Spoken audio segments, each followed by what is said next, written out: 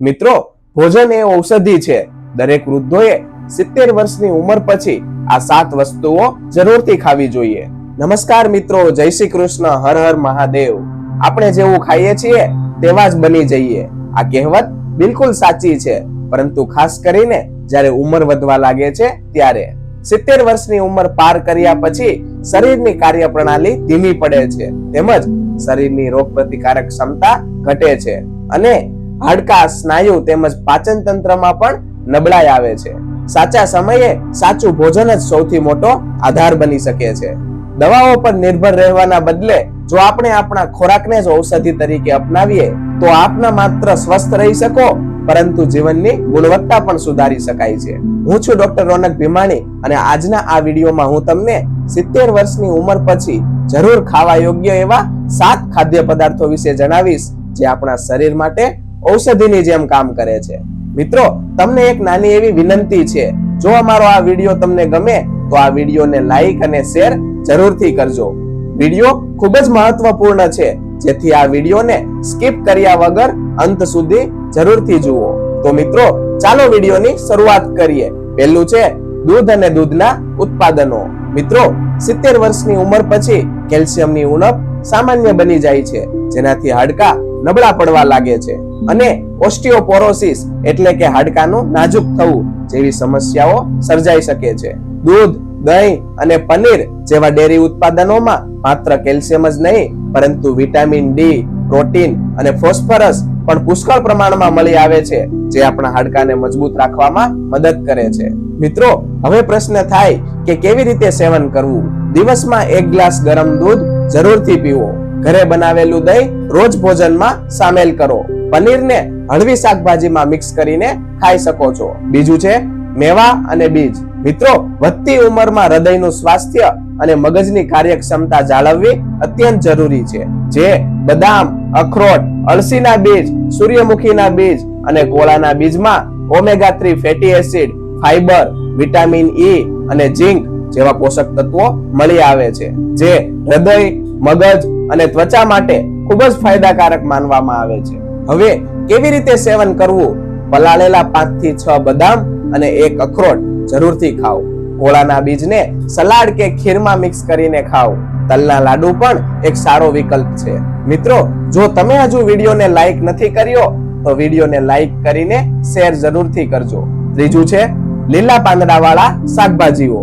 70 વર્ષની ઉંમરે આપણા શરીરને આયર્ન, ફાઈબર, કેલ્શિયમ કે એન્ટીઓક્સિડન્ટ્સની ખૂબ જ જરૂર હોય છે, જે પાલક, મેથી, સરસવ, બથુઆ અને સહજના પાંદડાઓમાંથી પુષ્કળ માત્રામાં મળે છે, જે કબજિયાત અને પાચન સમસ્યાઓમાં રાહત આપે છે, લોહીની ઉણપથી બચાવે છે અને આપણા હાડકાને પણ મજબૂત બનાવે છે. હવે કેવી રીતે સેવન કરવું? તો અઠવાડિયામાં 3 થી 4 વખત લીલા શાકભાજી જરૂર ખાવા. પાલક કે સહજના પાંદડાનો ચોરબા આપણા શરીર માટે ખૂબ જ ફાયદાકારક માનવામાં આવે છે. ચોથું છે ફળો, એમાંય ખાસ કરીને મોસમી ફળો.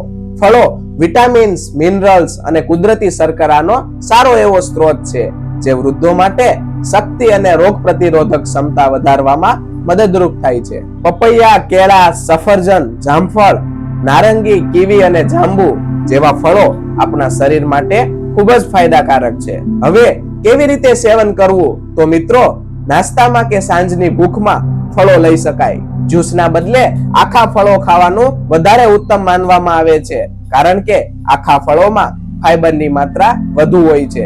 મિત્રો, તમે આ વિડીયો ક્યાંથી જોઈ રહ્યા છો અને અમારો આ વિડીયો કેવો લાગી રહ્યો છે?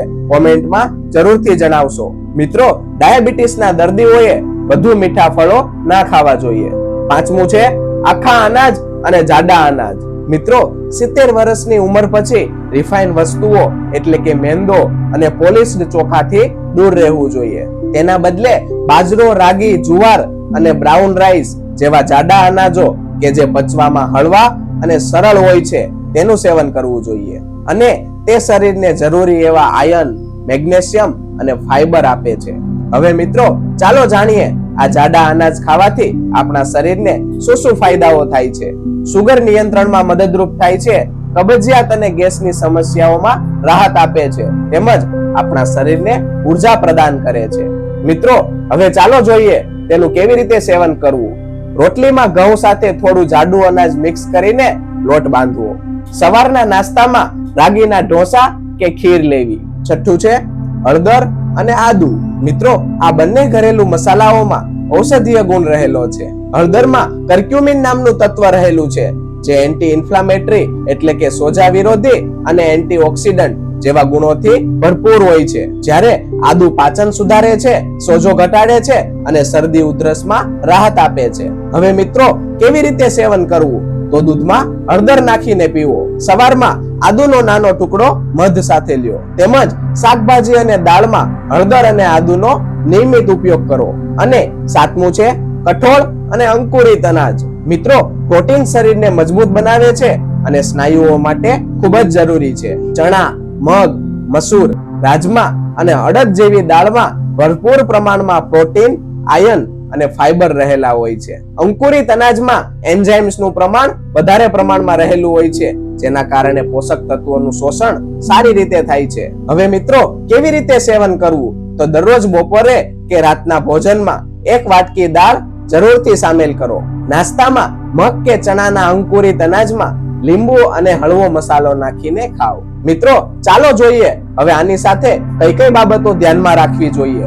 જેમાં પહેલું છે ખૂબ જ પાણી પીવો.